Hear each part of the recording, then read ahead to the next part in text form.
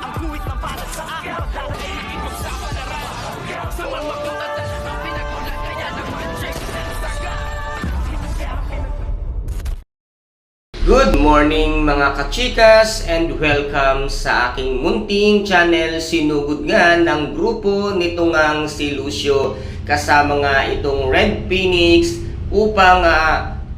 kuhanin nga nila itong ang si General Pacheco, ngunit hindi nga pinabayaan itong si Divina dahil nga sila ay magka-share at dito nga magiging mabuti ang samahan nitong ang grupo ni Tanggol at ni General Pacheco dahil sa pagligtas sa kanya utang ngayon ni General Pacheco kay Tanggol at kay Divina ang kanyang buhay dahil ngayon ay si Tanggol lamang ang pakikinggan ni General Pacheco at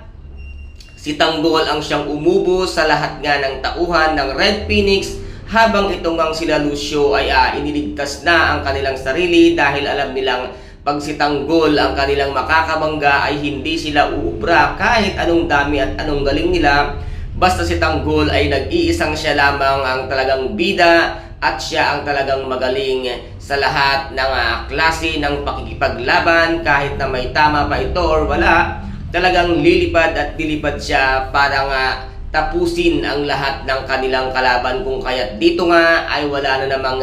nagawa ang mga Red Phoenix hanggang sa ito nga lahat sila ay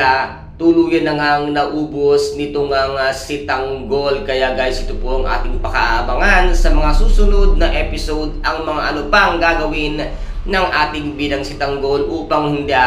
maipaglabo nila ang kanilang mga sarili at hindi sila masaktan ng kahit ninuman, lalo na ngayon ay magiging mas madikit na sila nito ang si General Pacheco. Kaya guys, ito po ang ating pakaabangan